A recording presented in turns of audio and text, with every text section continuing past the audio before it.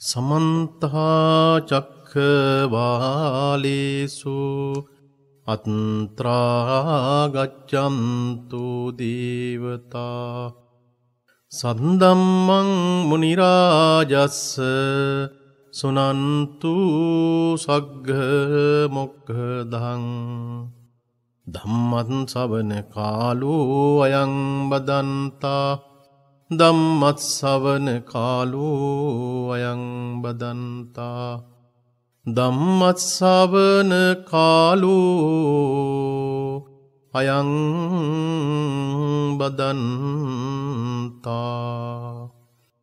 නමෝ තස්ස භගවතු අරහතෝ සම්මා සම්බුද්දස්ස නමෝ තස්ස භගවතු අරහතෝ සම්මා සම්බුද්දස්ස නමෝ තස්ස භගවතු අරහතෝ සම්මා සම්බුද්දස්ස ඒතරයිකෝ තං භික්ඛවේ සම්මා වදමානෝ වදෙය්‍ය අප්පකං ජීවිතං මනුස්සානං පරිත්තං ලහුකං බහු දුක්ඛං බහූපායාසං මන්තාය බුද්ධබ්බං කන්තබ්බං කුසලං චරිතබ්බං බ්‍රහ්මචරියං නත්ති ජාතස්ස අමරණන්ති ඒතරයිකෝ භික්ඛවේ යෝචිරං ජීවති සෝ වස්ස සතං අප්පං වා භීයෝ වාති. ශ්‍රද්ධා සම්පන්න ප්‍රඥාවන්ත කාරුණික සුපින්වත්නි, අදත් අපේ නිත් ශ්‍රාවක පින්වත් ඔබ සියලු දෙනාටම මේ උතුම් තථාගත දේශනාව මුළු මහත් ලෝකයටම sannivedanaya කිරීම සඳහා තමන්ගේ පින්බර දායකත්වය ලබා දෙනවා හෝමාගම පිටිපන උතුර පදිංචි ශ්‍රීමා වැඩිපුලි ආරච්චි දියණිය W.A.P. විජේකාන්ත පුතණුවන්, W.A.W. පාලිත පුතණුවන්, W.A.C. උපසාන්ත පුතණුවන් ඇතුළු පවුලේ සියලු දෙනා විසින් උතුම් දේශනාවට දායකත්වයේ දරන පින්වත් ඔබටත් මේ තථාගත ධර්මයේ ශ්‍රවණය කරන ලක්වාසී ලෝකවාසී ඔබ සියලු දෙනාටම කායික නිරෝගීකමත් මානසික නිරෝගීකමත් ලැබේවා. පවතින සියලු දුක් දෝමනස්යන් කරදර බාධක සියල්ලක්ම නැති වෙලා තමන්ගේ ජීවිතයට ධර්මීය ආශිර්වාදයේ රැකවරණ ලැබේවා. උතුම් චතුරාර්ය සත්‍ය ධර්මයේම අවබෝධය ලැබේවායි කියලා මේ වෙලාවේදී අපි ප්‍රාර්ථනා කරන්න කැමැතියි. පින්වත්නි, අදත් මේ දේශනාව අපි සිදු කරන මොහොතේදී මේ කාල පරිච්ඡේදයේ තුල අප දන්නවා තාමත්ම අතිශය අනතුරුදායී සිද්ධීන් රාශියක් වාර්තා වෙනවා. සමාජයට වැඩදායි පුජ්‍යලයන් යම් යම් ආකාරයේහි යම් අනතුරු වලට ලක්වීම ඊ타ත්ම සුලභ සිද්ධියක් බවට පත් වෙලා තිබෙනවා. අප අද මේ දේශනාව ආරම්භයේදීම සුවහසක් උසස් පෙළ ශිෂ්‍ය දරුවන්ගේ නැනස පාදපු මුතුගල ආචාර්යවරයා ඔහු පෞද්ගලික උපකාරක පන්ති ගුරුවරයෙක්. නමුත් මම ඔහුගේ බොහෝ කතාවන් අන්තර්ජාලයේ හරහා ශ්‍රවණය කරලා තිබෙනවා. ඒ නිසා දරුවන්ට වඩාත් දැනුම ලබා දෙන, ඒ වගේම යහපත් යහ මඟ කියා දෙන ගුරුවරයෙක් ඔහු ඊයේ දවසේදී හදිසි අනතුරකට ලක් වෙලා තිබෙනවා. ඒ නිසා භික්ෂුන් වහන්සේ කෙනෙක් විදියට, ඒ වගේම අපි නිත් ශ්‍රාවක පින්වත් පිරිසක් විදියටත් අපි එතුමාට මේ වෙලාවේදී ඉක්මන් සෝය ප්‍රාර්ථනා කරනවා. ඒ වෙන හේතුවක් නිසා නෙමෙයි, ඔහු තමන්ගේ ශිෂ්‍යයන්ට තමන්ගේ විෂයක් ඥානය ඒ දැනුම ලබා දීම පමණක් නොව ගුණධර්ම ලබා දීම. ඒ නිසා මේ සත්පුරුෂ මිනිසු අපි විශේෂයෙන් අගය කරන්නට අවශ්‍යම වෙනවා. අද අපේ දේශනාව සඳහා මා පාදක කරගත්තෙත් ඇත්ත වශයෙන්ම අපේ ජීවිතය තුළ තිබෙන්නා වූ තාමත්ම කෙටි ස්වභාවය, අසීර ස්වභාවය, ඒ වගේම අපට අපේ ජීවිතය තුළ තිබෙන්නා වූ එක්තරා ආකාරයකට අපිට හිතන්න කල්පනා කරන්න අවශ්‍ය කරන ධර්ම කාරණාවක් තමයි අද පාදක කරගත්තේ. අද දේශනාව සඳහා මා ඔබට මුලින්ම පැහැදිලි කළේ ඒතරහිකෝ තං භික්ඛවේ සම්මා වදමානෝ වදීය අප්පකං ජීවිතං. මෙය භාග්‍යතුන් වහන්සේ දේශනා කරන්න යෙදුණු අංගුත්තර නිකායේ සත්තක නිපාතේ සඳහන් වන අරක කියන සූත්‍ර දේශනාවට අන්තර්ගත වන ධර්ම පාඨයක් තමයි ශ්‍රවණය කරන්නට ලැබුණේ. තථාගතයන් වහන්සේ පින්වත්නි අපට දේශනා කරන්නට යෙදුනා මේ ජීවිතය කියලා කියන්නේ ඊ타ත්ම අල්ප කාල පරිච්ඡේදයක් අපේ ජීවිතේ ගත කරන්නේ. ඒ විතරක්ම නෙමෙයි අපි ජීවිතේ ගත කරන කාල පරිච්ඡේදයේ තුල අපට පේනවා ඊ타ත්ම සුළු ආයුෂ ප්‍රමාණයක් අපට අපේ ජීවිතය තුල තිබෙන්නේ. මේ තියෙන ජීවිතය තුල පවා ඊ타ත්ම දුක් සහිතයි. ඒ වගේම අපේ ජීවිතේට තියෙන උපායාසය එහෙම නැත්නම් වෙහෙස මේ සියල්ලක්ම ඊ타ත්ම ගැඹුරු ආකාරයකට අපේ ජීවිතයට බලපාලා තිබෙනවා. ඒ නිසා අපට අපේ ජීවිතය තුළ අපි ප්‍රඥාවෙන් දැනගන්න අවශ්‍ය වෙනවා. අපේ ජීවිතය කුසලයට නැඹුරු කරගන්න අවශ්‍ය වෙනවා. පුළුවන් තරම් අපට අපේ ජීවිතය බ්‍රහ්මචාරී විදියට එහෙම නැත්නම් ධර්මානුකූලව සකස් කර ගැනීම භාග්‍යතුන් වහන්සේ අනුදැනව දාලා කාරණාවක්. මේ ලෝකයට ඉපදිච්චි මිනිස්සෙකුට නොමරී ඉන්නට කිසිම කෙනෙකුට හැකියාවක් ඇත්තේ නැහැ.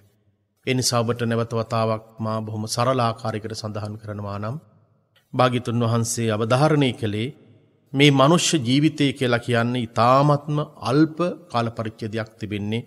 දවස් 36000ක පමණ කාලයක් තමයි අපි අවුරුදු 100ක් ලෝකයේ තුල ජීවත් වුණොත් ජීවත් වෙන්නේ.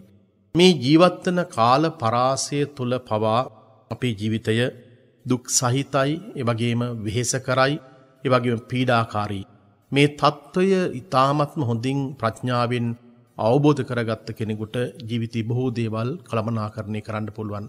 ඔබ දන්නවා අපි අපේ ජීවිතේ මේ තරම් ධර්මය අපේ ජීවිතයට අපි සමීප කරගෙන තිබෙනවා. ඒ විතරක් නෙමෙයි අපේ රටේ තියෙන මේ ස්වාභාවික පරිසරය, ඒ විතරක් නෙමෙයි අප සතුව තිබෙනා වූ ධර්මය, මේ සියල්ලක් තුළින්ම අපි මහා විශිෂ්ට මිනිසු විදියට ජීවත් වෙන්නට අපිට හැකියාවක් තියෙනවා. ඉතිහාසයේ ජීවත් වුණු මිනිසු මේ ධර්මයට ලං වෙලා තමන්ගේ ජීවිතේ පුදුමාකාර විදිහේ සැහැල්ලු භාවයකින් යුක්තව අපේ ජීවිතය අපි ගොඩනගා ගත්තා. ඉතිහාසයේ අපි දන්නවා රජ රට ප්‍රදේශයේ වැව් දනම් වල ජීවත් වුණු මිනිසු. ඒ අයගේ ජීවිතය තුළ මහ පුදුමාකාර විදිහේ සුන්දර බවක් තිබුණා. ඒ සරලකම නිසාම, ඒ සුන්දර බව නිසාම ඔවුන් මහා දේවල් නිර්මාණය කළා. මහා වැව් හැදුවා, දාගම් හැදුවා. ඒ විතරක් නෙමෙයි ඊ타ත්ම ඉහළ තලෙහි වාරි තාක්ෂණයක් තිබුණා. එනිසා දවල් කාලයේදී බොහෝ වෙලාවට වෙහෙස මහන්සි වෙලා ඊ타ත්ම සාධාරණ විදියට වැඩ කරලා Tamanගේ ජීවිතය ගැට ගහගත්ත මිනිසු හවස් යාමයේ වෙනකොට Tamanගේ විහාරස්ථානයට පැමිණිලා ධර්මශාලාවේ ඉඳගෙන ස්වාමින් වහන්සේගෙන් ජාතක කතාවක්, ධර්ම දේශනාවක් ශ්‍රවණය කරලා බොහොම එකට සමගි සම්පන්න විදියට ජීවිතේ ඔවුන් ගත කරලා ඉස්සර ගියා. ජීවිතයේ පිළිබඳව විශාල බලාපොරොත්තුවක් නැතිව, එහෙම නැත්නම් මහා සංකීර්ණ ජීවිත නැතුව ඊ타ත්ම සරල ආකාරයකට ජීවිතේ ගත වුණා. නමුත් අපිට පේනවා කාලින් කාලෙට ලෝකයේ ඊ타ත්ම දියුණු මට්ටමකටපත් වෙනවා. තාක්ෂණික වශයෙන් ඊ타ත්ම දියුණුයි. ඒ වගේම නොයෙක් ආකාරයේ ගොඩනැගිලි මම්මාවත් මේ සියල්ලම දියුණු ලෝකයක් තුල මිනිසුන්ගේ ජීවිතයේහි ආධ්‍යාත්මික වශයෙන් Tamanගේ ජීවිතේ දියුණුවක් නැතිකම පින්වත්නි ඊ타ත්ම නරක ආකාරයකට අපිට පේනවා. අපි දැක්ක පහුගිය දවසක එක්තරා කාන්තාවක් කිරිබත්ගොඩ ප්‍රදේශයේදී ඒ වාහනය පදවාගෙන ගියපු එහෙම නැත්නම් පෞද්ගලික බස් රථයක කොන්දස්තර වෙරේපට ඒ කාන්තාවක් පාපාරක් ගහලා එළියට ඇදලා දානවා. අපේ රටේ ඒ තරම් හරිම අවාසනාවන්ත සිදුවීම් අහන්ට දකින්න අපිට ලැබෙනවා. සමහර වෙලාවට ඔබේ නිවසේහි මේ උදේ ඉඳලා රාත්‍රී කාලයේ වෙනකන් පිරිත් සූත්‍ර දේශනාවන් සජ්ජායනා කරනවා, ධර්ම දේශනාවන් ශ්‍රවණය කරනවා, බස් රථවල යන විට මේ සිළු දේවල් ඇහුණත් අපට පේනවා අපේ ජීවිතයේ තුල ඒ ಗುಣධර්ම, ඒ ආධ්‍යාත්මික පැත්ත පෝෂණය වෙලා නැහැ. මිනිසුන්ට සල්ලි, ධනය, බලය, නිලතල සහ බොහොමයක් දේවල් තියෙනවා. ඒ බොහෝ මන්දිර, ඒ වගේම බොහෝ යාන වාහන ඒ භෞතික වශයෙන් තිබුණත් මිනිසු ආධ්‍යාත්මික වශයෙන් ඊ타ත්ම පහත් තලයක ජීවත් වෙන්නේ. බුදුරජාණන් වහන්සේ වෙනස් කරන්න උත්සාහ කළේ ඔබේ අදහසමයි, ඔබේ චින්තනයමයි. ඒ නිසායි මේ ජීවිතය තුළ තිබෙන්නා වූ නිස්සාර ස්වභාවය පිළිබඳව භාග්‍යතුන් වහන්සේ ඔබට අවධාරණය කළේ. පින්වත්නි, බලන්න අපි හැම කෙනෙක්ම මේ හැම දෙයක්ම සිද්ධ කරලා ඔබ ඔබේ නිවසේ සිට ධර්මයේ ශ්‍රවණය කරලා, ඔබ දන් පැන් පූජා කරලා, ඒ වගේම නොයෙකුත් වෘත්තීන් වල නිරත වෙලා ඔබ හැම කෙනෙක්ම ජීවිතය තුළ බලාපොරොත්තු වෙන්නේ වඩාත් හොඳින් සතුටින් ජීවිතය ගත කරන්නට. ලංකාවේ ජීවත් වෙන බොහෝ දෙනෙක් ඒක උත්සාහ කරනවා.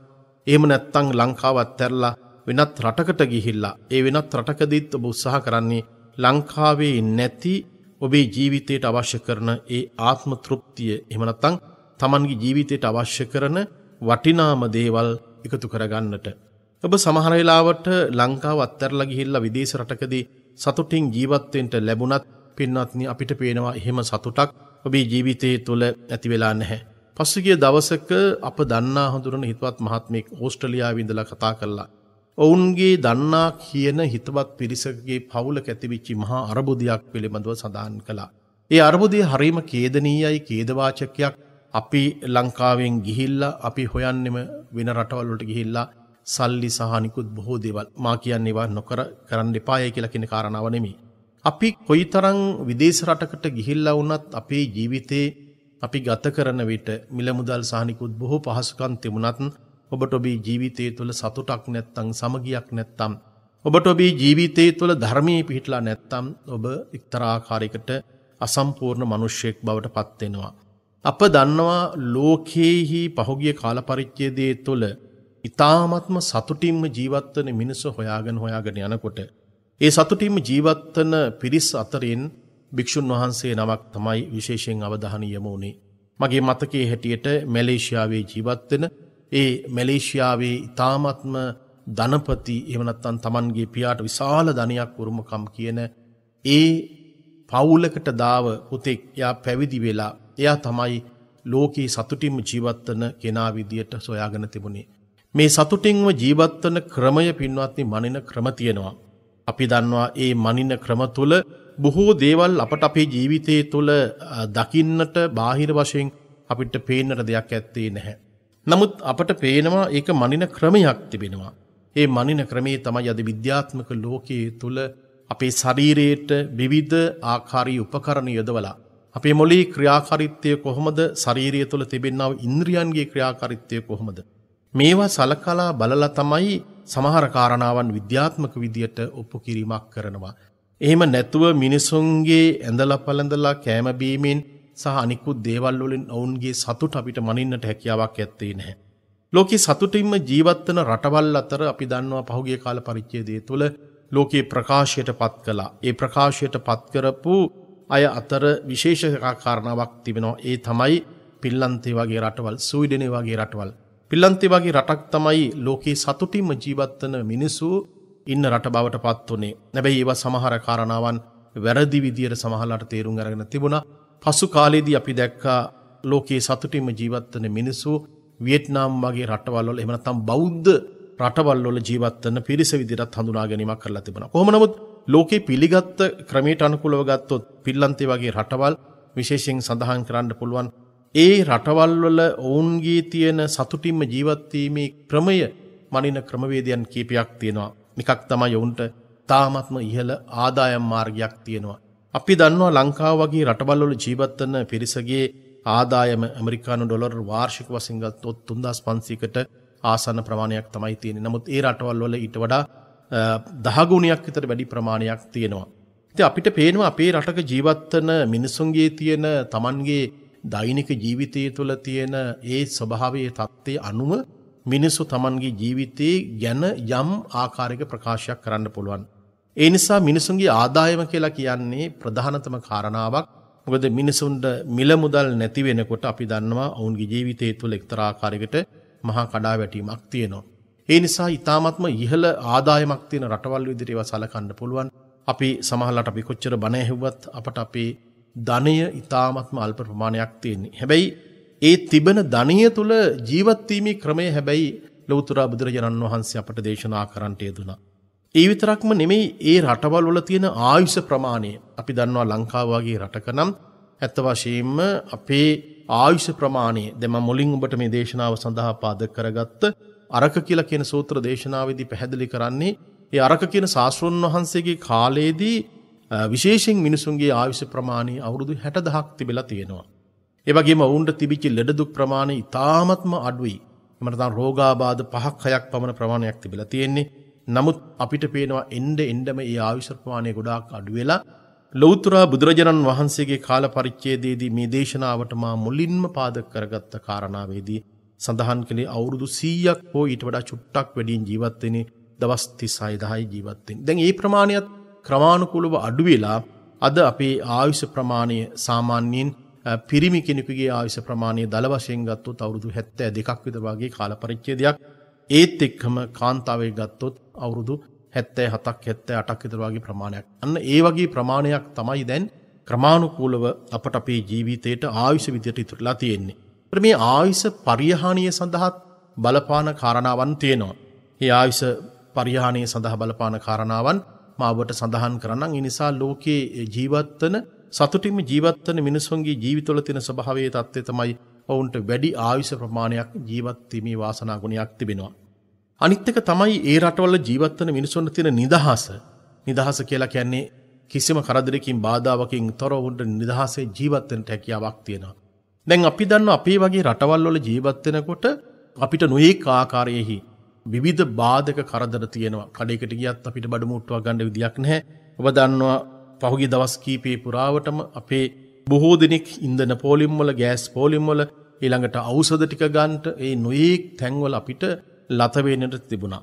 ඒ නිසා නිදහසක් ඇත්තේ නැහැ. මිනිසුන්ට නිදහස කියලා කියන්නේ අනවශ්‍ය විදියට ජීවත් වීම නෙමෙයි. නමුත් කරදරකින් බාධාවකින් තොරව තමන්ගේ මානසික නිදහස ඉතාම වැදගත් වෙනවා. මොකද අපි බොහෝ වෙලාවට විවිධ තැන්වලට නොයෙකුත් දේවල් බඩු භාණ්ඩ ආදී මිලදී ගන්න ගියාට පස්සේ අපි නිතරම ගැටීම් ඇති වෙනවා.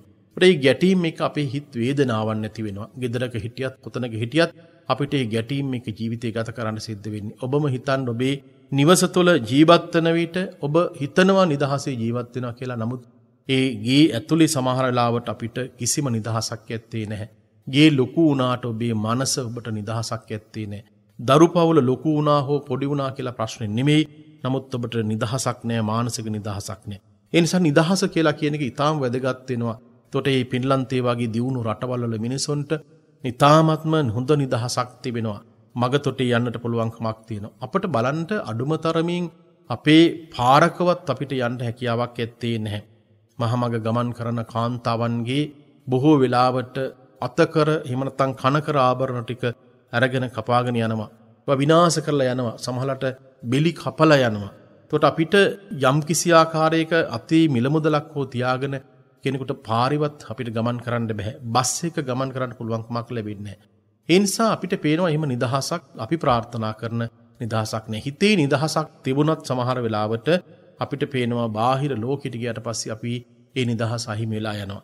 ඒ නිසා බුදුරජාණන් වහන්සේගේ නිදහස කියලා කියන කාරණාව පින්වත්නි මේ භෞතික වශයෙන් එහෙම අපි අර්ථ විග්‍රහයක් කළාට නමුත් භාග්‍යතුන් වහන්සේ දේශනා කරන්නේ නිදහස කියලා කියන්නේ කෙලෙස් වලින් ඔබ නිදහස් වීම. අපි මේ ධර්මයේ දේශනා කරලා මේ යන ගමන තුල අපි හැම කෙනෙකුම උත්සාහ කරන්නේ ඒ නිදහස් භාවයේ ප්‍රාර්ථනා කරගෙන. අනිත් කාරණාව තමයි විශ්වාසය කියලා කියන එක. මේක ඒ දියුණු රටවල් වල තියෙන ස්වභාවයක් තත්ත්වයක්. විශ්වාසය කියලා කියන්නේ ඔබ දන්නවා රජයක් පිළිබඳව විශ්වාසයක් තියාගන්න අවශ්‍ය වෙනවා. ඊළඟට අපේ රාජ්‍ය නියෝජිතයන් පිළිබඳව විශ්වාසයක් තියාගන්න අවශ්‍ය වෙනවා. නීතිය පිළිබඳව අපිට විශ්වාසයක් අවශ්‍ය වෙනවා. අධිකරණයේ පිළිබඳව, පොලිසිය පිළිබඳව මේ හැම තැනකදීම සමහරලාට මිනිසුන්ට අවිශ්වාසයෙන් යුක්තව ජීවිතය ගත කරන්න තියෙන්නේ. ඒ නිසා විශ්වාසය කියලා කියන කාරණාව තාමත් වැදගත් වෙනවා. මොකද විශ්වාසයක් තියෙන තැනක මිනිසුන්ගේ ජීවිතයට යම් සුරක්ෂිතතාවක් ඇති වෙනවා. ඒ නිසා මේ කියන මේ මූලික කාරණාවන් පදනම් කරගෙන තමයි රටවල් වල ජීවත් වෙන මිනිස්සු තාමත් සතුටින් ජීවත් වෙනවා යයි කියලා.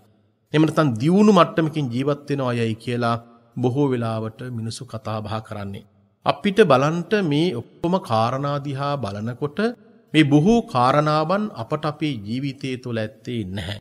අපිට ඉහළ ආදායමක් සමහරකට ඇත්තේ නැහැ. අපේ ආයුෂ ප්‍රමාණය එන්නම ක්‍රමානුකූලව අඩු වීගෙන යනවා. නිදහසක් ඇත්තේ නැහැ. මිනිස්සු ගැන විශ්වාසයක් ඇත්තේ නැහැ. අපි ඉච්ඡා බංගත්වයට පත් වෙලා ජීවිතය ගත කරන්නේ. හැබැයි එහෙම වුණත් පින්වත්නි මේ ධර්මයේ හොඳට තේරුම් ගත්ත කෙනෙක් මා විශ්වාස කරනවා ඔබට ලක්ෂ කෝටි ගණනක් විදේශ රටකදී ඔබට මුදල් ඉපෙව්වත් මේ ධර්මියත් එක්ක ඔබ ජීවිතේ ගත කරනවා නම් ඒ ධර්මානුකූලව පැවැත්ම තුළ අපිට ඊට වඩා ලොකු සතුටක් අපට අපේ ජීවිතය තුළ අවශ්‍ය කරනවා. එහෙම නැත්නම් සකසා ගන්නට පුළුවන්කමක් තියෙනවා. ඔබ දන්නවා අපේ රටේ සමහර වෙලාවට මේ විදේශ සංචාරකයන් ලංකාවට පැමිණෙන අවස්ථාවන් තියෙනවා. ඔවුන් විදේශ රටවල් වල ඉතාමත්ම ඉහළ ධනයක් පියාගත් අය. ඒ විතරක්ම නෙමේ තමන්ගේ ජීවිතය තුළ කාමභෝගී ජීවිතයක් ගත කරලා ඒ ජීවිතය තුළ ඉහළම තෘප්තිමත් භාවයක් ළඟා කරගත්ත මිනිස්සු. හැබැයි ඒ අය ඒ ජීවිතය තුළින් යම් ආකාරයක තෘප්තියක් ලබලා අවසානයේදී ඔවුන්ට තේරෙනවා තමන් හොයාගෙන යන නිදහස විමුක්තිය ඒ නිදහස් රසය ඒ කියන භෞතික දේවල් වල ඇත්තේ නැහැ. ඒ නිසා උන් ලංකාවට පැමිණිලා ලංකාවේ තියෙන සමහර වෙලාවට දුෂ්කර පළාත්වල ඒ වගේම වන ලැහැබවල් වල ගස්කොළන් තියෙන ප්‍රදේශවල ජලයේ තියෙන ප්‍රදේශවල සීතල පළාත්වල ඒ තැන් වලට ගිහිල්ලා ඒ අය විවේක සුවයෙන් ඉන්නවා. ඒ විවේක සුවයෙන් ඉන්නවයයි කියලා අදහස් කරන්නේ මොකද මහා කලබලකාරී විදියට ජීවිතේ අපි ගත කරන විට සෑම මිනිසෙකුටම Tamanගේ ජීවිතය තුළ පින්වත්නි විවේකයක් අවශ්‍ය වෙනවා. මේ පංචස්කන්ධය කියලා කියන්නේම එක්තරා ආකාරයකට අපි දන්නවා මෙය බොහෝ කාලයක් ක්‍රියාත්මක වෙනවා. ඔබේ මොළය, ඔබේ හෘද වස්තුව, ඔබේ රුධිර ධාතුව මේ සියලුම දේවල් අපිට පේනවා හැම වෙලාවක් තුලදීම යම් රත් වීමකට ලක් වෙලා. එහෙම නැත්නම් ක්‍රමානුකූලව ඒවා යම් ආකාරී දුබලතාවන්ටපත් වෙනවා. ඔබ හිතන්න වාහනයක් වුණත් අවුරුදු 60 70ක් එක දිගට දුවගෙන යනකොට එහෙම නැත්නම් දාවිනේ වෙනකොට ඒ වාහනය සමහර වෙලාවට අවුරුදු 60 70 දී දි รา පත් වෙනවා. ඊ타ත්ම අධික ලෙස දාවිනේ වෙන වාහන තිබෙනවා. හැබැයි අවුරුදු 25 30ක් යනකොට ඒවා දුවනකොට ඒවා අබල දුබල තත්ත්වයටපත් වෙනවා. අපේ මනුස්ස ජීවිතයේ තුලත් අපි ශක්තිමත් කාල පරිච්ඡේදයේ තුල ඒ කියන්නේ අවුරුදු 20 25 30 දී අපි ඊ타ත්ම ශක්තිමත් විදිහට අපේ ජීවිතය ගත කරනවා. හැබැයි ශක්තිමත් විදිහට අපේ ජීවිතය ගත කළත් අපිට පේනවා අධිකම ලෙස වෙහෙස මහන්සි වුණාට පස්සේ අවුරුදු 30 40 45 50 වෙනකොට අපි ඊ타ත්ම ඉක්මනින්ම අපි දි รา පත් වෙලා විනාශස් ස්වභාවයටපත් වෙනවා. මේ ආයුෂ ක්‍රමානුකූලව අවුරුදු 72 78 ඉඳලා ක්‍රමානුකූලව අපිට පේනවා මේ ආයුෂ ප්‍රමාණය අඩු වීගෙන එන්නේ අපේ ජීවිතේට විවේකයක් ඇත්තේ නැහැ. ඒ විවේකී කියලා කියන්නේ මානසික විවේකයක් ඇත්තේ නැහැ. ඒ මානසික විවේකයක් නැතිකම නිසාම මානසික ව්‍යාකූල තත්යකටපත් වුණාට පස්සේ අපේ මොළයේ තියෙන ශෛල විනාශ වෙනවා. ඒ වගේ නිකුත්න රසායනික ද්‍රව්‍ය වෙනස් වෙනවා. ඒ නිසා ශාරීරිය තුළ දැඩි ලෙස රෝගාබාධයන් නැති වෙනවා. මනස සම්පූර්ණයෙන් පින්වත්නි විකෘති තත්යකටපත් වෙනවා. ඒ නිසා මනසේ ඇති කරන්නා වූ බලපෑම මතම අපට පේනවා අපේ ආයුෂ ප්‍රමාණය ක්‍රමානුකූලව අඩු වෙලා යනවා. ඔබ දන්නවා භාග්‍යතුන් වහන්සේ දේශනා කරන්න යෙදුණු බොජ්ජංග සූත්‍ර දේශනාවලදී ගිරිමානන්ද ස්වාමීන් වහන්සේට දේශනා කරපු බොජ්ජංග සූත්‍ර දේශනාවේදී ඊ타ත්ම පැහැදිලිවම සටහන් වෙලා තිබෙන්නේ ඒ තමන්ගේ තියෙන රෝගාබාධය කායික රෝගාබාධය පිළිබඳව හිත කල්පනා කර ඉන්න එයාගේ රෝගකාරක තත්ත්වය ගොඩාක් වැඩි වෙලා යනවා. ඔබ හිතන්ට ඔබට බරපතල විදිහේ රෝගාබාධයක් තිබෙනවා. ඔබ ඇඳක ජීවත් වෙන කෙනෙක්. එහෙම නැත්නම් ඔබ දැඩි ලෙස අබ්බගත තත්ත්වයකට එහෙම නැත්නම් අපි කියන්නේ අංග විකල තත්ත්වයකට තමන්ගේ ශාරීරික ආබාධයන්ට ලක් වෙලා. මේ විවිධ හේතු නිසා සිද්ධ වෙන්න පුළුවන්. කෙනෙකුගේ එවැනි ස්වභාවයක් දැක්කට පස්සේ අපි කවදාවත් ඒ පිළිබඳව අපි යම් ආකාරයක එහෙම නැත්නම් ඔවුන් අපහසුතාවයට පත් වන ආකාරයට කටයුතු නොකළ යුතු වෙනවා. කරුණාවෙන් මෛත්‍රියෙන් ඒ දිහා බලන්ට අපේ සිත පුරුදු කරගන්න අවශ්‍ය වෙනවා. දැන් ඒතකොට මේ රෝගාබාධ තත්යකට පත්වෙච්ච කෙනෙක් මේ රෝගී ගැනම හිත කල්පනා කර ඉන්නකොට පින්වත්නි රෝගිය ගොඩාක් වැඩි වෙනවා. ඒ නිසා තථාගතයන් වහන්සේ ගිරිමානන්ද ස්වාමින් වහන්සේටත් දේශනා කළේ දස සංඥාවන් මෙනෙහි කරන්නට. එතකොට Tamanගේ මනස වෙනත් දිශාවකට වෙනත් පැත්තකට යොමු කළාට පස්සේ අර මූලික සිතුවිල්ලෙන් අයින් වෙලා යනවා. අපි හිතන්න ඔබට ලොකු වේදනාවක් Tamanගේ ජීවිතය තුළ තියෙනවා. කවුරු හරි කෙනෙක් බැනපු දෙයක් වෙන්න පුළුවන්. කවුරු හරි කෙනෙක් ඔබට කරපු අකටයුත්තක් වෙන්න පුළුවන්. කවුරු හරි කෙනෙක් ඔබෙන් අහිමි වෙච්ච දෙයක් වෙන්න පුළුවන්.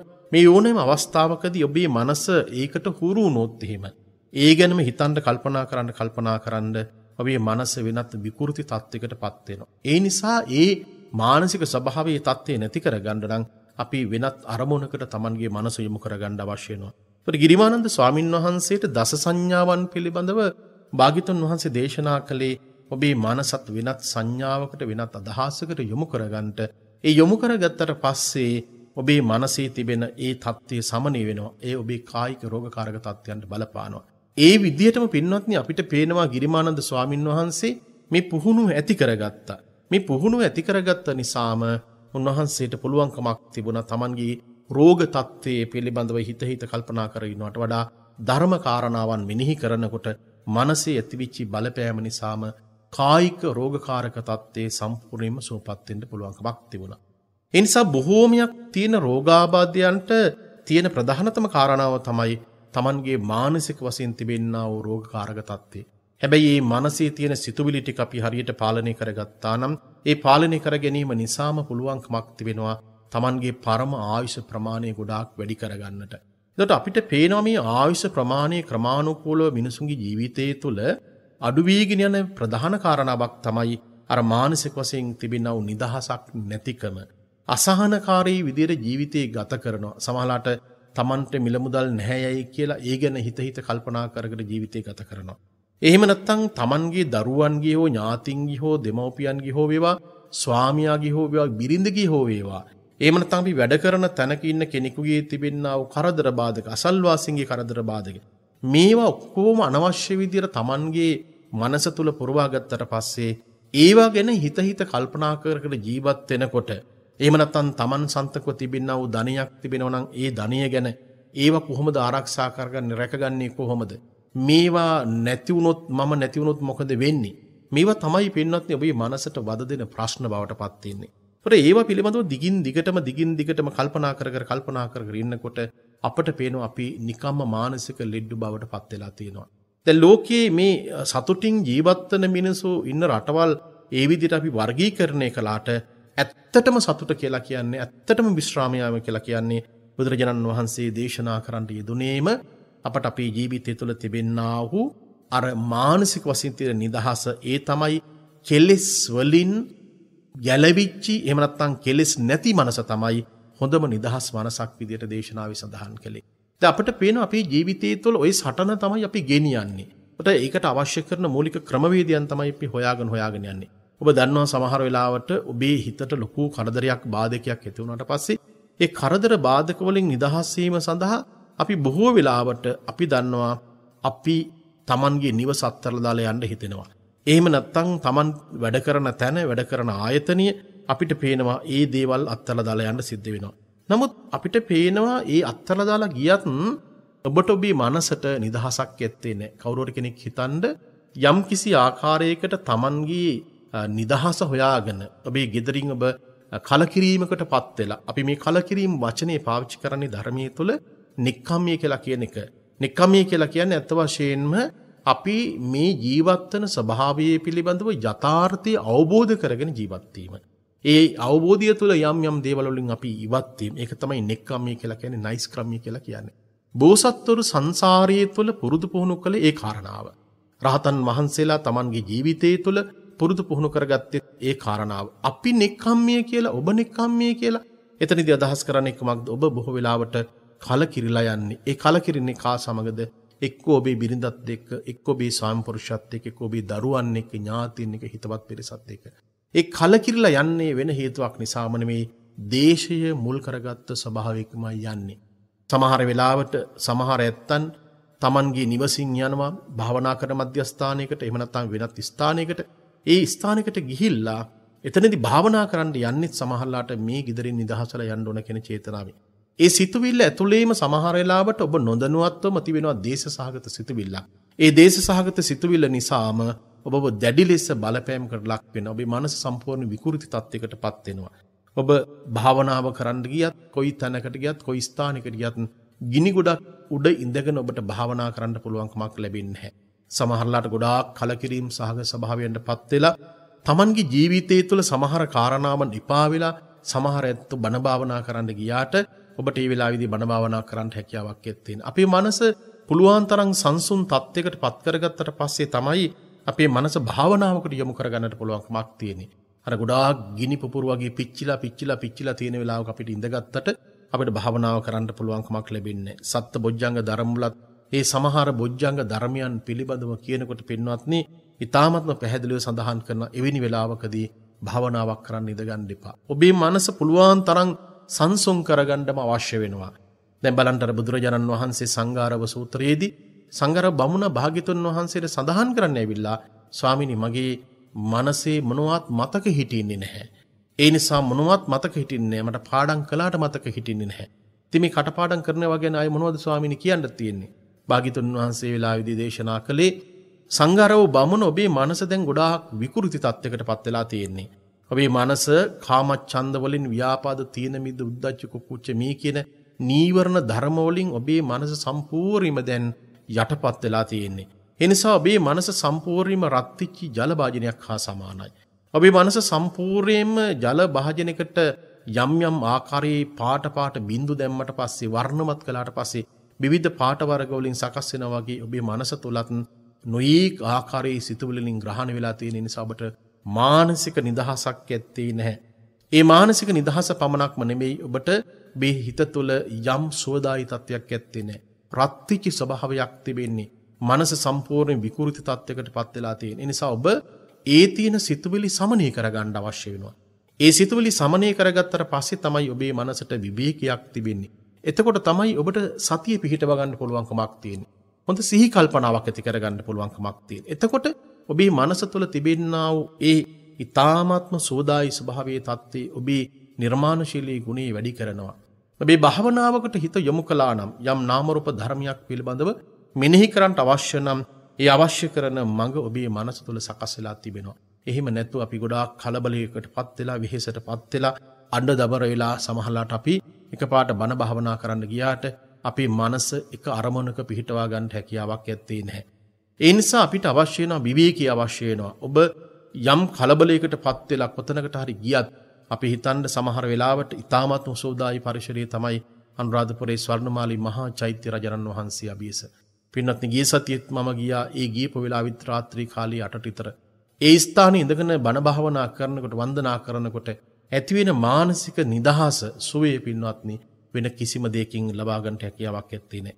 ඒ වන්දනා කරන හැම මොහොතක් පාසාම මගේ සාමාන්‍ය සිරිත තමයි විහාරස්ථානයේදී වන්දනාමාන කළත් ඒ මහා පූජනීය තැනකට ගිහිල්ලා වන්දනාමාන කළත් හැම වෙලාවක් තුළදීම පින් දෙනවා ඔබ සියලු දෙනාට. ඒ අපට කරන උදව් උපකාර ශාසනික වශයෙන් කරපු උදව් උපකාර භික්ෂුන් වහන්සේලා රැක බලා ගැනීම සඳහා ඔබ කරන ඕනෑම දායකත්වයක් ඕනම විහාරස්ථානයකට ඒ කරන හැම කටයුත්තකටම පින්වත්නි මම උදේ හවස හැම දිනාටම පින් අනුමෝදන් කරනවා. මොකද මේ ප්‍රාර්ථනාව, මේ ආශිර්වාදය ඔබේ ජීවිතයේ ශක්තියක් බව මම ඉතාමත් හොඳින් දන්නවා. එයයි අපේ සත්පුරුෂකම. ඒ නිසා මම සඳහන් කරන්න ගියේ අර වගේ තැනකට ගිහිල්ලා, අර වගේ පූජනීය තැනකට ගිහිල්ලා අපි නිදහසේ ඉන්නකොට ඒ නිදහසට අපේ මනසට පුදුමාකාර විදිහේ යම් ආකාරයක නිදහසක් තිබෙනවා. ඒ නිදහස තමයි ඉතාම වැදගත් වෙන්නේ. ඒ නිදහස සමහරලාට අපිට AC කාමරයක් ඇතුලේ එහෙම නැත්නම් අපි යම් ආකාරයක සුඛෝභෝගී කාමරයක් ඇතුලේ හිටියට අපිට ගන්න හැකියාවක් ඇත්තේ නැහැ. ලොකු මන්දිරයක ලොකු ගෙදරක හිටියට ගන්න ලැබෙන්නේ නැහැ. අර වගේ තැනකට ගිහිල්ලා අපි මානසික වශයෙන් නිදහස් විතර ඉන්නකොට අපේ මනස ගොඩාක් සුවපත් වෙනවා, තැම්පත් තත්යකටපත් වෙනවා. එතකොට මා සඳහන් කළේ සමහර ඇත්තන්ට ගිහිල්ලා එහෙම වාඩි වෙලා ඒ විදියට Tamanගේ මනස චිත්ත ඒකාග්‍රතාවක් ඇති කරගන්න බෑ. පහසුයි. හේතුව මොකද? Tamanගේ මනසින් ගොඩාක් බැඳීම් තිබෙනවා. ඔබ තරහකින්, වෛරයකින්, ක්‍රෝධකින් ගිහිල්ලා ඒ තැනක වාඩිලා ඉන්නකොට ඔබ වන්දනා කරන්න ගියත් ඔබට එකපාරට ඒ දේ කරගන්න හැකියාවක් ඇත්තේ නැහැ. ගෙවල් දොරවල්, Tamanගේ දරුවෝ, Tamanගේ ඥාතීන්, Tamanගේ මිලමුදල් මේ සියල්ලක්ම අපිට පේනවා එතනදී Tamanගේ මනසට ලොකු වදවීමක් සිද්ධ කරනවා. අර එක්තරා අවස්ථාවකදී භික්ෂුන් වහන්සේ කෙනෙක් භාග්‍යතුන් වහන්සේගෙන් විමසා සිටිනවා, ස්වාමීනි මේ ඒක විහාරී කියලා කියනවා. ස්වාමීනි මොකක්ද මේ ඒක විහාරී කියලා කියන්නේ? ඒ වෙලාවේදී තථාගතයන් වහන්සේ දේශනා කරන්නට යෙදුනා මේ ලෝකයේ තුළ මිනිස්සු තනියම නෙමෙයි ජීවත් වෙන්නේ, දෙන්නෙක් ජීවත් වෙන්නේ. අප දන්නවා සාමාන්‍යයෙන් දෙන්නෙක් කිව්වට පස්සේ ඔබ ජීවත් වෙන පරිසරයේ තුළ එහෙම නැත්නම් ඔබේ නිවස තුළ ඔබේ බිරිඳ හෝ ස්වාමි පුරුෂයත් එක්ක ජීවත් වීම නෙමෙයි මෙතනදී මේ දෙන්නෙක් එක්ක ජීවත් වීම කියලා කියන්නේ.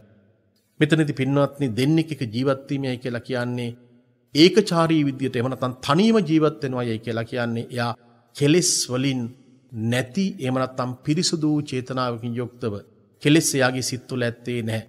ඒ විදියට ජීවත් වීම තමයි තනියම ජීවත් වීම කියලා කියන්නේ. දෙන්නෙක් එක්ක ජීවත් වීම කියලා කියන්නේ එයා තෘෂ්ණාවත් එක්ක ජීවත් වීම. අපට පේනවා අපේ ජීවිතයේ තුළ අඩු වැඩි වශයෙන් අපි ජීවත් වෙන්නේ තනියම නෙමේ දෙන්නෙක් එක්ක. ඒ දෙවෙනියා තමයි තෘෂ්ණාව.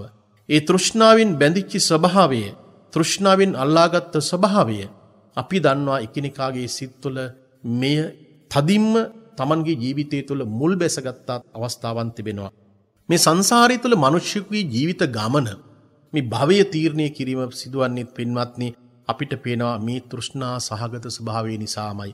දුක්ඛ සත්‍යය සමුදය සත්‍ය ගැන විග්‍රහ කරනකොට සමුදය සත්‍යයේදී ඔබ දන්නවා කාම තණ්හා භව තණ්හා විභව තණ්හා ආදී වශයෙන් මේ කාම සංකල්පයේ නිසාම අපට පේනවා අපේ සිත තුළ තෘෂ්ණා සහගත ස්වභාවය නිසාම අපි එකිනෙකා අඩු වැඩි වශයෙන් තවත් දෙවෙනි කෙනෙක් එක්ක ජීවත් වෙනවා. ඒ දෙවෙනියා සමහර කෙනෙකුගේ ඊ타ත්ම හැදිදෙඩි මිනිසෙක් වගේ ජීවත් වෙනවා. සමහර ඇත්තන් Tamanගේ සිත් තුළ දන් පැන් පූජා කරලා Tamanගේ අත්හැරීමේ ගුණය පුහුණු කරලා Taman තුළ ඉන්න දෙවෙනියා කුඩා කරගෙන තිබෙනවා. අපි සංසාරයේ තුළ අපි උනන්දු විය යුතු වන්නේ මේ දෙවෙනියා Tamanගේ මනසින් අයින් කරගන්නටයි. ඒ නිසායි ලෞතර භාග්‍යතුන් වහන්සේ උතුම් සම්මා සම්බුද්ධත්වයට පත්වෙච්ච වෙලාවේදීම උදාන වාක්‍යයක් විදියට එහෙම නැත්නම් ප්‍රීති වාක්‍යයක් විදියට භාග්‍යතුන් වහන්සේ දේශනා කළේ අනේක ಜಾති සංසාරං සන්දා විසං අනිබ්බිසං කියලා. මේ සංසාරයේ තුල මේ පංචස්කන්ධයේ නැමැති මේ ගේ හදන වඩුව මම හොයාගත්තා. ඒ වඩුව වෙන කවුරුවත් නෙමේ තෘෂ්ණාව. තෘෂ්ණාව නැති කරපු තැන පංචස්කන්ධයක් හදන්න තැනක් ඇත්තේ නැහැ. ඒ නිසා පින්වත්නි අපිට පේනවා මේ පංචස්කන්ධය කියලා කියන්නේ මේ භවයේ සකස් කිරීම කියලා කියන එක. නැවත නැවතත් ඉපදී මේ දුක් ගොඩකට අපේ ජීවිතේ පටලවන ස්වභාවයේ தත්ත්වයේ තියෙන්නේ තෘෂ්ණාව තුළමයි. ඒ නිසා තෘෂ්ණාව නැමැති වඩුව විවිධ ස්වරූපෙන් හැඩතල දාලා ලස්සන අලංකාර මන්දිර නිමාවට පත් කරනවා වගේ අපේ ජීවිතයේ තුළ මේ භවයේ සකස් කරලා දෙනවා. ඒ භවයට අපි ඇලුම් කරනවා. අපි කාම වස්තුන් වලට අපි ඇලුම් කරනවා. අපේ තනතුරු තාන්න මාන්න ලොකු දේවල් නොයෙක් දේවල් වලට අපි ඇලුම් කරනවා. ඒ ඇලුම් කිරීම නිසාම පින්වත්නි මේ සසර ගමන කවදාවත් කෙලවර කරගන්නට ලැබෙන්නේ නැහැ. ඒ නිසාම මිනිසු සංසාරයට ප්‍රාර්ථනාවන් කරනවා. අද ඔබ මේ ලෝකයේ තුලදී ඔබට යම්කිසි දෙයක් ලබා ගන්නට බැරි වුණා නම් ඔබට මේ ආත්මයේදී ඔබ ප්‍රාර්ථනා කරන දේවල් ලැබෙන්නේ නැති වෙනකොට පින්වත්නි බොහෝ දෙනෙක් කරන කටයුත්ත තමයි ඊළඟ භවයත් ප්‍රාර්ථනා කරනවා. මට මේ ආත්මයේදී ගයක් දොරක් තිබුණේ නැත්නම් ඊළඟ ආත්මෙවත් මට ගයක් දොරක් ලැබේවායි කියලා ප්‍රාර්ථනා කරනවා. මට හොඳ දරුමල්ලෝ මේ ආත්ම භාවයේදී ලැබුණේ නැත්නම් ඊළඟ ආත්ම භාවයේදී හෝ මට හොඳ දරුමල්ලෝ ලැබේවායි කියලා ප්‍රාර්ථනා කරනවා. මිල මුදල් ප්‍රාර්ථනා කරනවා. නිරෝගීව ජීවිතේ ගත කරන්න ප්‍රාර්ථනා කරනවා. මේ හැම ප්‍රාර්ථනාවක් ඇතුළේම තියෙන තෘෂ්ණා සහගත ස්වභාවයක්මයි. ඔබ ඊළඟ ආත්මයේදීත් ඔබ ලොකු නිවාසයක් ප්‍රාර්ථනා කරනවා නම් ලොකු ආදායමක් සහිත තැනක ඔබ ඉපදෙන්න ලැබේවා කියලා ප්‍රාර්ථනා කරනවා නම් ඒ ප්‍රාර්ථනාව ඇතුළේම තියෙන්නේ වෙන කිසිවක් නෙමෙයි පින්වත්නි සම්පූර්ණයෙන්ම තෘෂ්ණා සහගත ස්වභාවයෙන් යුක්ත බැඳී ස්වභාවයක්. ඔබ ඊළඟ භවයක් ප්‍රාර්ථනා කරනවා නම් ඊළඟ ආත්ම භාවයක් ප්‍රාර්ථනා කරනවා නම් ඔබ මේ 31ක් වූ ලෝකතලෙහි කොතනක ඔබ උත්පත්තිය ලැබුවත් ඔබට නැවත වතාවක් දුක් ගොඩකටම මොන පාන්න සිදු වෙනවා. උපන් සත්‍යයට වර්මන ධර්මතාව තමයි අපි දන්නවා ජාතිපි දුක්ඛා ජරාපි දුක්ඛා ව්‍යාධිපි දුක්ඛා මරණම්පි දුක්ඛං අප්පියේ සම්පයෝගෝ දුක්ඛෝ කියන මේ ඔක්කොම දුක් ගොඩක් තමයි අපි ප්‍රාර්ථනා කරන්නේ. ඊළඟ ආත්මයේදී අපි මලක් පහනක් පූජා කරලත් වේවා එහෙම නැත්නම් වෙනත් ඕනෑම දෙයක් ඔබ පුද පූජාවන් සිද්ධ කරලා අපි දන්නවා එවැනි ප්‍රාර්ථනාවක් කරන හැම වෙලාවක් තුළදීම අර නැවත වතාවක් අර දුක් ගොඩමයි අපි ප්‍රාර්ථනා කරන්නේ. ඒ නිසා බෞද්ධ ජීවිතයේ තුළ අපි හරි අවබෝධයකින් යුක්තව මේ සියලු කටයුතු කරන්න අවශ්‍ය වෙනවා. මේ අනවබෝධය නිසාම තමයි අපි ජීවිතයේ තුළ යම් පටලැවිලි සහගත ස්වභාවයන් තිබෙන්නේ. ඒ නිසායි භාග්‍යතුන් වහන්සේ මේ ධර්මය ඔබට දේශනා කළේ මේක ප්‍රඥාවන්තයන්ට ගෝචර වන ධර්මයක් කියලා. ඒතර ප්‍රඥාවන්තයා මේක අවබෝධය ඇති කරගන්නවා. මේ අවබෝධය තුළ ඔහුගේ ජීවිතය ගත කරනවා.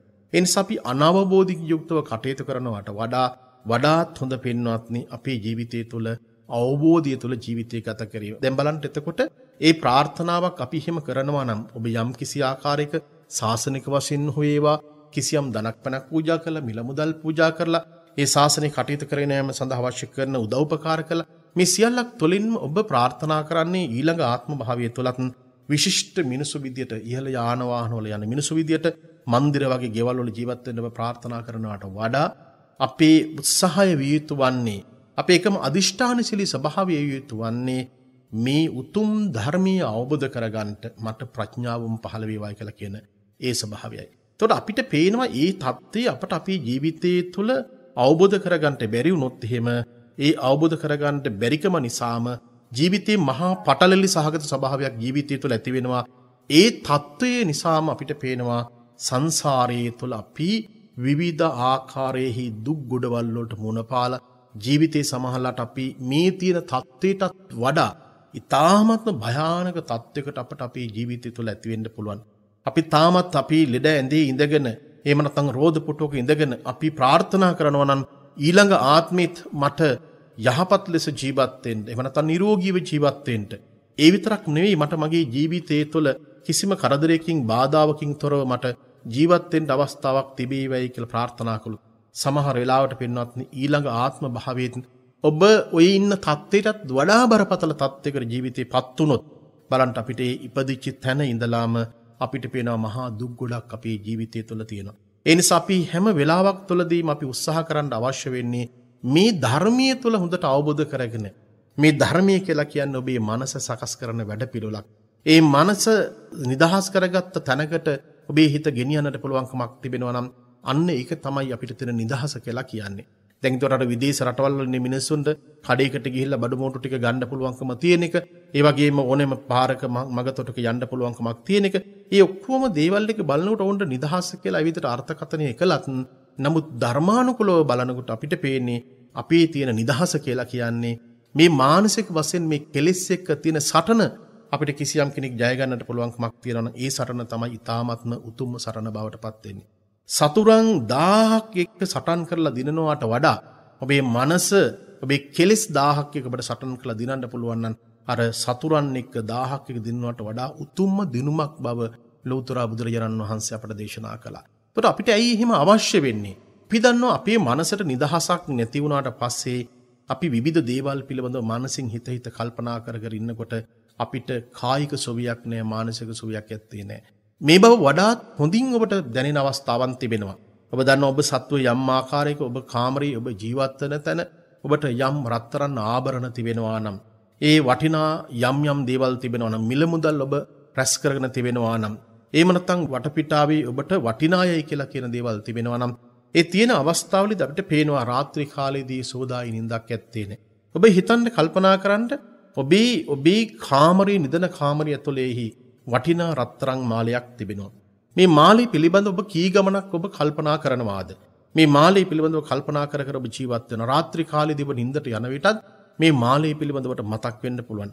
ගමනක් විමනක් ගියත් ඔබට මේ මාලේ පිළිබඳව මතක් වෙන්න පුළුවන්. ඒ මාලේ පළඳගෙන ඔබ මගතොටේ ගියාට පස්සෙත්, බස් එකක ගියාට පස්සෙත්, වෙනත් තැනකට ගියාට පස්සෙත් ඔබ 3-4 අවස්ථාවක්ම ඔබ ඒ මාලේ පිළිබඳව හිතනවා, කල්පනා කරනවා. ඒ විතරක් නෙමෙයි, ඒ ගැන සමහරලාට ඔබ අතින් පවා ස්පර්ශ කර කර ඒ ගැන හිතනවා, කල්පනා කරනවා. ඒතර අපිට පේනවා මේ මාලයක් පළඳගෙන ඉන්නවයයි කියලා කියන එකත්, ඒක ආරක්ෂා කරගෙන ඉන්නවයයි කියලා කියන එකත්, ඒක එක්තරා ආකාරයකට අපිට මහා වේදනාවක් බවට පත් වෙනවා. ඒ නිසා ඔබට මාලයක් නැතුව ඉන්න පුළුවන් නම් ඒක ඉතාම වටිනවා. හැබැයි මාලයක් නැහැයයි කියලා අපි දන්නවා සමහර ඇත්තන් එතනත් දුක් විඳිනකොටපත් වෙනවා. ඒකයි තියෙන ලෝකයේ තියෙන ස්වභාවය, පෘථග්ජන ස්වභාවය. මාලයක් තියෙන කෙනා ඒ මාළි නිසා දුක් විඳිනවා. මාලයක් නැති කෙනා එයා දුක් විඳිනවා, අනේ මට මාලයක් නැහැ කියලා. ඒතකොට අපිට පේනවා මේ ලෝකී ජීවත් වෙන මිනිසුන්ට මාලයක් තිබුණත් රත්තරන් කරේ පළඳගෙන විශාල ප්‍රමාණයක්, කැරට් විශාල ප්‍රමාණයක් පළඳගෙන හිටියත් ඔහුට එක්තරා දුකක් තිබෙනවා. ඒ මොකවත් නැතුව සමහර වෙලාවට Tamanගේ කරේ කිසිම දෙයක් නැතුව ඉන්න මිනිසෙකුත් යම් ආකාරයකින් දුකකට, වේදනාවකට පත් වෙන. ඇයි? මට මාලයක් නැහැ කියලා කියන හැඟීම.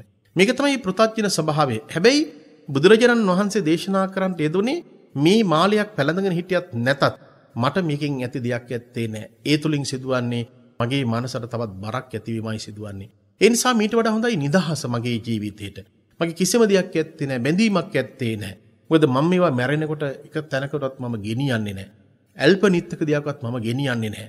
කිසිම දෙයක් ගෙනියන්නේ නැත්තම් මේ ඔක්කොම පැලඳගෙන ඉන්න දේවල් බාහිර ලෝකයේ තුල අනුන්ට පේන්න සමහර වෙලාවට Tamanගේ තියෙන බත් පෝසක්කම් පෙන්නන්නට කෙනෙක් සමහරලාට එහෙම අඳින පළඳිනවා වෙන්න පුළුවන්. අපි පින්වත්නි ඒවට ඊර්ෂ්‍යා කරන්න අවශ්‍ය වන්නේත් නැහැ. කෙනෙකුට යම් කිසි ධනයක් තිබෙනවා නම් යම් ආකාරයකට රූප සම්පත්තියක් තිබෙනවා නම් යාන වාහන තියෙනවා නම් ගෙවල් දොරවල් තිබෙනවා නම් භික්ෂුන් වහන්සේ කෙනෙකුටවත් යම් ආකාරයේහි වරප්‍රසාද එහෙම නැත්නම් ලැබීම් තිබෙනවා නම් සීවලි හාමුදුරන්ට වගේ අපි ඒවා කිසිම දෙයකට පින්වත්නි කොයිම වෙලාවකදවත් අපි ඉරිෂා කරන්න අවශ්‍ය වන්නේ නැහැ. හේතුව මොකද? ඒ එක එක්කෙනාගේ කර්ම ශක්තියට අනුකූලව සමහර දේවල් ඔවුන්ට ලැබෙනවා. හැබැයි ඒ ලැබෙන දේ කොයි විදිහට සාධාරණ විදිහට ඒ වගේම කර්මානුරූපව ඒව ගැන හිතනවාද කල්පනා කරනවාද කියලා කියන එක ඒ අයි සතු කාර්යයක් බවට පත් වෙනවා. ඒ නිසා කෙනෙකුට ලැබෙන දේවල් වලට අපි ඉරිෂා කරනවට වඩා එතනදී සිදුවන්නේ අපේ මනස එක්තරා ආකාරයකට අවුල් සහගත ස්වභාවයකට පත් වෙනවා.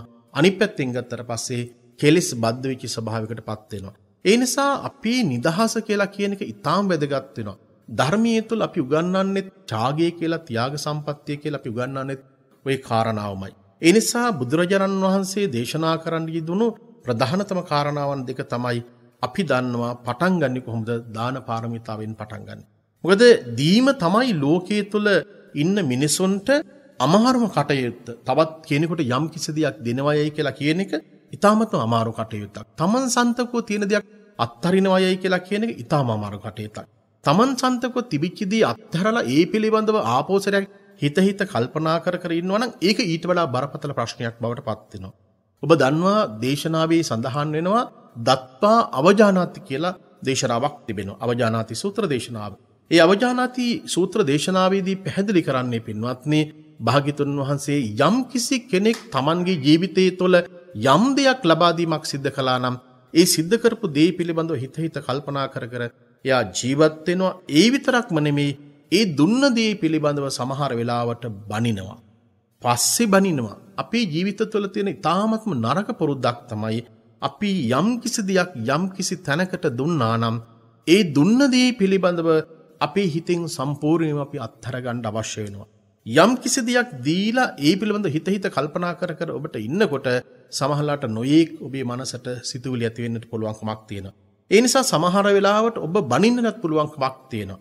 ඒ නිසා ඔබ අතින් මිල මුදල් වියදම් කරලා ඔබට අකුසලයේ අත් කරගන්න අවශ්‍ය වන්නේ නැහැ. ඔබ හිතින් හිතලා ඒක දුන්න අත්හැරියා.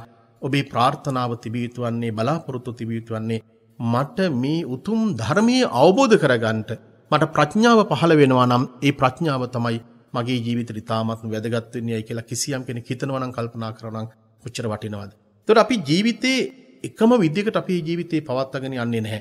අපි කාලෙන් කාලෙට අනිත්‍ය දුක්ඛ අනාත්ම කියන මේ ත්‍රිලක්ෂණයට යටත් වෙලා අපි අබල දුබලතාවන් බොහොමයක් ඇති වෙලා අපි ගෙවල් දොරවල් ඇතුළේ සමහරලාට වයසට ගිහිල්ලත් අපි දන්නවා සමහර වෙලාවට අපි හිරවිච්ච ස්වභාවකින් යුක්තව ජීවිතය ගත කරනවා. සමහර ඇත්තන් Tamanගේ ජීවිතය තුළ කියන්නේ මට අවශ්‍ය වෙන්නේ මහගෙදරම මැරෙන්න කියලා කියනවා.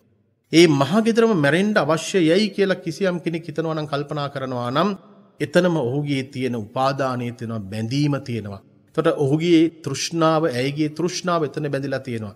සමහර වෙලාවට මිනිස්සු මරණයට පත් වෙන්න ලෙඩ දුක් ඇති වෙනකොට ඒ ලෙඩ දුක් ඇති වෙන්න ලොකු බයක් තියෙනවා.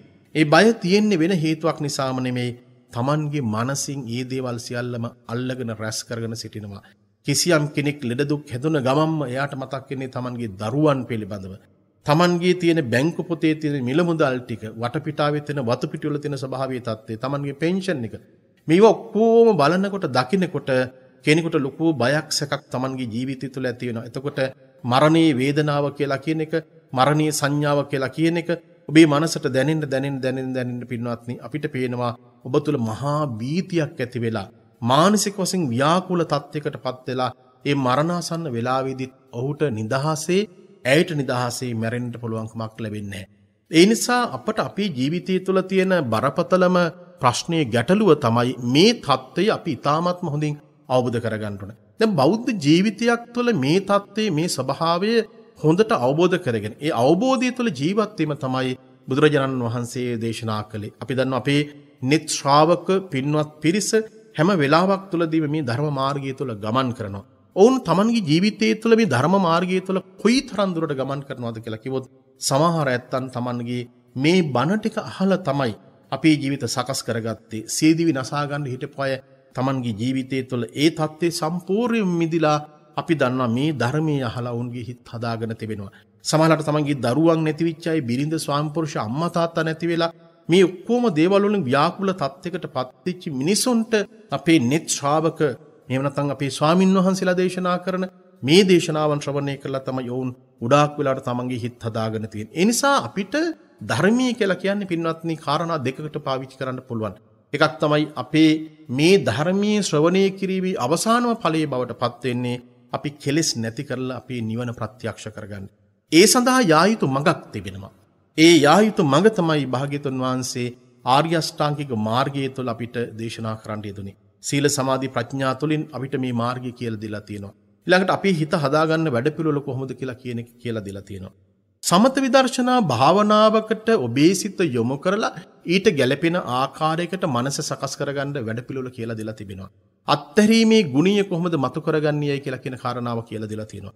යම් කිසි ආකාරයකට මේ ශාසනය තුළ මහා බලවත් වූ කුසල කර්මයක් කෙනෙකුට කරන්න අවශ්‍ය නම් ඒ කරන්න අවශ්‍ය කරන මඟ ඔබේ ජීවිතය තුළ පෙන්වත්නි කියලා දීලා තිබෙනවා. ඒ නිසා අපි ඒ සියලු දේවල් වල අපි අවසාන ඵලයේ විදිහට අපි දකින්නේ ඇත්ත වශයෙන්ම අපිට ප්‍රඥාව පහළ වේවයි කියලා කියන தත්ත්වයේ ස්වභාවයයි. අනිත් පැත්තෙන් ගත්තට පස්සේ ජීවිතේ හැම මොහොතක් පාසාම අපි දන්නවා අපේ හිත පැහැරෙන අවස්ථාවන් තිබෙන්නේ. සමහරවිට අපිට කරදර බාධක එනවා, නොයෙක් දුක් කරදර ඇති වෙනවා, වේදනාවන්ටපත් වෙනවා. ඒ වේදනාවන්ට පත්වන දුක් කරදර ඇති වෙන හැම වෙලාවක් තුළදීම පින්වත්නි අපිට පේනවා බුදුරජාණන් වහන්සේගේ උතුම් ධර්මයේ කිසියම් කෙනෙකුට මෙනෙහි කරන්නට පුළුවන්කමක් තිබෙනවා නම් ඒ මෙනෙහි කිරීම ඉතාමත්ම වැදගත් වෙනවා. හේතුවක් මක්ද ඒ මෙනෙහි කිරීම ධර්ම මානසිකාර ඇති කිරීම තුලම තමයි ඔබට ඔබේ ජීවිතය තුළ කලමනාකරණයක් ඇති කරගන්න පුළුවන්කමක් තියෙන්නේ. ඒ නිසා ලෝකේ මිනිසුන්ට සල්ලි තිබුණායයි කියලා ඔවුන්ගේ ජීවන තත්ත්වයේ මනින්ට හැකියාවක් ඇත්තේ නැහැ. ලෝකේ මිනිසුන්ට ඕනම තැනකට ගිහිල්ලා කන්න බොන්න නිදහස තිබුණායයි කියලා අපිට ඒකෙන් ඉතරා ආකාරයකට මැනීමක් සිදු කරන්න බෑ. නිදහස තිබුණායයි කියලා හෝ වෙනත් දේවල් තිබුණායයි කියලා මේ කියන කාරණාවන් වලට වඩා භාග්‍යතුන් වහන්සේ අවධාරණය කළේ අපිට සල්ලි ගොඩක් මැද ගිනි ගොඩක් මැද ජීවත් වෙනවට වඩා ඔබට අතේ සතේ නැති වුණත් ඔබට මානසික නිදහස තිබෙනවා නම් ඔබේ සිත නිදහස් වෙච්ච ස්වභාවයකින් තිබෙනවා නම් කෙලෙස් බද්ධ වෙලා නැතුව තිබෙනවා නම් අත්හැරීමේ ගුණය ඔබට පුරුදු පුහුණු කරගන්නට පුළුවන්කමක් තිබෙනවා නම් මේ සියලුම දේවල් එක මොහොතකින් ක්ෂණයකින් නැති වෙලා යනවායි කියලා කියන මේ අනිත්‍යතා දර්ශනය ඔබට ජීවිතය තුළ දකින්නට පුළුවන්කමක් තිබෙනවා නම් අන්‍යයා ඔහු මේ ධර්මයේ තුළ විශිෂ්ටයෙක් බවට පත් වෙනවා. ඔබට මේ ධර්මයේ කියලා දෙන්නේ අප හැමදාම සඳහන් කරන ආකාරයකට අඬා වැළපි ශෝකයට පත් වෙන්න නෙමෙයි. මේ ධර්මයේ ඔබට කියලා දෙන්නේ ඊ타මත් හොඳින් අවබෝධයෙන් යුක්තව ප්‍රඥාවෙන් යුක්තව ජීවත් වෙන්න, සැහැල්ලු භාවයෙන් යුක්තව ජීවත් වෙන්න. මේ ඇතිවෙන නිමේෂයක් තුළ මේ වෙනස් වෙන ස්වභාවය ඊ타මත්ම හොඳින් දැකලා ප්‍රඥාවෙන් යුක්තව දැකලා ඔබට ඔබේ ජීවිතය ගත කරන්න පුළුවන්කමක් තිබෙනවා. ඔබ සමහරලාට ඔබේ නිවසේ තනියම හුදකලා වෙලා මේ ධර්මයේ ශ්‍රවණය කරනවා වෙන්න පුළුවන්. ඒ කොච්චර වටිනවද ජීවිතයකට? හැම වෙලාවක් තුළදීම ඒ අවස්ථාව ඔබ වඩා හොඳින් ප්‍රයෝජනට ගන්න. සමහරලාට හුදකලාවේ ඉන්න කෙනෙකුට Tamanගේ ජීවිතය තුළ විවිධ මනෝභාවයන් නැති වෙන්න පුළුවන්. Tamanට හිතෙන්න පුළුවන් මට කාත් කවුරුවත් නැහැ. වෙන ගෙවල් නම් මිනිස්සු ඉන්නවා, දරුමල්ලෝ ඉන්නවා, මට කාත් කවුරුවත් නැහැ කිය ඔබ හිතන එක ඔබට මහා වදයක් වෙන්න පුළුවන්. හැබැයි ගෙවල් දරුවල් වල ඉන්න ඇත්තෝ සමහරලාට කල්පනා කරනවා මේ දරුමල්ලෝ කවුරුවත් නැත්තම් මේ ගෙදර මට තනියම ඉන්න පුළුවන් නම් මට කොයිතරම් නිදහසක් තියනවද කියලා. ඒ නිසා දෙපැත්තෙම ඉන්න මිනිස්සු අසහනකාරී ස්වභාවයකට පත් වෙලා ඉන්නේ. වඩාත් වැදගත් වෙන්නේ ඔබට ලැබෙන මොහොත. මේ මොහොත තමයි වඩාත් වටිනාම මොහොත බවට පත් වෙන්නේ. එයයි ධර්මයේ තුල සඳහන් කරන්නේ සතියෙන් යුක්තව ජීවිතය ගත කරන්න කියලා. සිහි කල්පනාවෙන් යුක්තව ජීවිතය ගත කරන්න කියලා. මා හිතනවා කල්පනා කරනවා කිසියම් කෙනෙක් මේ ධර්ම මාර්ගයේ හොයාගෙන යනවා නම් මම හිතනවා ඔහු ඉතාමත් හොඳ සැහැල්ලු භාවයෙන් යුක්තව ජීවත් වෙන ලෝකේ මහා ධනියක් තියෙන රටවල් වල ජීවත් වුණාට වඩා ඔබ ජීවත් වෙන පැල් කොටය, ඔබ ජීවත් වෙන පුංචි නිවස, ඔබ ජීවත් වෙන ඔබේ නිවස ඔබට ඒ මන්දිරයක් බවට පත් කරගන්න පුළුවන්. ඒ මන්දිරයේ තනන්නේ බාහිරින් නෙමෙයි ඔබේ මනස තුළමයි. ඒ නිසා පින්වත්නි මේ தত্ত্বය මේ ස්වභාවය අපි තාමත් හොඳින් තේරුම් අරගෙන අපි පුළුවන් තරම් අපේ ජීවිතය තුළ ධර්මයට Tamanගේ මනස යොමු කරගෙන ඊට අනුකූලව කටයුතු කළොත් මං හිතන්නේ එය අපේ ජීවිතයට ලැබෙන වටිනාම අවස්ථාවක් බවට පත් වෙනවා. ඒ නිසා ලෞතර බුදුරජාණන් වහන්සේගේ ධර්මයේ ඔබ ළඟ තියෙනවා. ඔබට ඕන තරම් ධර්මයේ ශ්‍රවණය කිරීමේ හැකියාව තියෙනවා. මේ ධර්මයේ දකින්න පුළුවන්, මහා සංඝරත්නය දකින්න පුළුවන් පොත්පත් තියෙනවා. මේ අනගී අවස්ථාව අපි අපේ ජීවිතය තුළ ප්‍රයෝජනයට ගත යුතු වෙනවා. සංසාරේ නැත්තම් අපිට කවදාවත් මේ ධර්මීය අපෝසරයක් මොන නොයෙකෙත් වෙන්න පුළුවන්.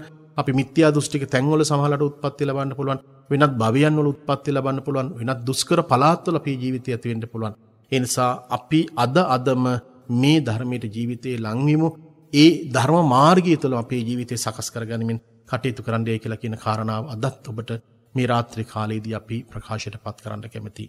අදත් මේ යුතුම් දේශනාව සඳහා Tamanගේ පින්බර දායකත්වය ලබා දුන්නා හෝමාගම පිටිපන උතුර පදිංචි ශ්‍රීමා වැඩිප්පුලි ආරච්චි දියණිය WAP විජේකාන්ත පුතුණුවන් WAW පාලිත පුතුණුවන් WAC උපසාන්ත පුතුණුවන් ඇතුළු පවුලේ සියලු දෙනා විසින් විශේෂයෙන් බලාපොරොත්තු වෙනවා මීට අවුරුදු 28කට පෙර මිය ගිය WA ජේමිස් පෙරේරා පියාණන්ට මීට අවුරුදු 5කට පෙර මිය ගිය LP නන්දාවති විජේතුංග මෑණියන්ට මීට අවුරුදු 28කට පමණ පෙර මිය ගිය L නන්දසේන විජේතුංග මාමා ඇතුළු පවුලේ මියගිය සියලු ඥාතීන්ට පින් අනුමෝදන් කරන්න බලාපොරොත්තු වෙනවා. දැනට ජීවත්ව සිටින පවුලේ සියලු දෙනාටම ලක්වැසි ලෝකවැසි සැමට ඒ වගේම ධර්මදේශකයන්න් වහන්සේට net FM රේඩියෝයේ සැමට නිදුක් නිරෝගී සුව චිරජීවනී හා උතුම් ධර්ම අවබෝධය ලැබේවායි කියලා ප්‍රාර්ථනා කරන අද දේශනාවට දායකත්වයේ දරන පින්වත් පිරිස. මේ උතුම් දේශනාව සඳහා දායකත්වයේ දරපු පින්වත් ඔබටත් තථාගත ධර්මයේ ශ්‍රවණය කරපු ලක්වාසී ලෝකවාසී ඔබ සියලු දෙනාටම නිදුක් වේවා නිරෝගී වේවා චිරජීවනයේ ලැබේවා. දලඳා හාමුදුරුවන්ගේ පිහිට ආශිර්වාද ලැබේවා. විජයශ්‍රී ජයශ්‍රී මහඳුරන් වහන්සේගේ පිහිට ආශිර්වාද ලැබේවා. ස්වර්ණමාලි මහා චෛත්‍ය රජනන් වහන්සේගේ අනන්ත අනුවස් බලයෙන් ඔබේ ජීවිතය වඩාත් යහපත් වේවා. උතුම් ධර්ම අවබෝධයම ලැබේවායි කියලා ප්‍රාර්ථනා කරනවා. දේශනාවට දායකත්වයේ දරපු පින්වත් පිරිසගේ පරම්පරාවකට මිය ගිහින් සියලුම දෙනාට පින් අනුමෝදන් වේවා. උතුම් ධර්මයේ ශ්‍රවණය කරපු ලක්වාසී ලෝකවාසී ඔබගේ පවුල්වල මිය ගිහින් සියලු දෙනාට පින් අනුමෝදන් වේවා. පසුගිය කාල පරිච්ඡේදයේ තුල විවිධ ස්වරූපී අනතුරුලේ මිය ගිය සියලු දෙනාට පින් අනුමෝදන් වේවා. ඒ විතරක්ම නෙමෙයි මේ උතුම් ධර්මීය ලෝකයට දේශනා කරලා අපවත් වදාළ සියලුම දේශකයන්න් වහන්සේලාට පින් අනුමෝදන් වේවා. මේ පින් බලෙන් හැමදෙනාටම උතුම් නිවනින් සැනසීම ලැබේවායි කියලා ප්‍රාර්ථනා කරනවා. විෂ්ණු කතරගම සමන් බිබේසන ආදී සිල්මල් පේසාකි මහේසාකි දෙවියන්ටත් මිය ගියා වූ සියලු දෙනාටමත් අපි හැමදෙනාමත් පතන බෝධියකින් නිවනින් සැනසීමටපත් වේවා. අක්ඛාසට්ඨා ච බුම්මට්ඨා දේවානාගා මහින්దికා පුඤ්ඤන්තං අනුමෝදිත්වා චිරං රක්ඛන්තු ලෝක සාසනං.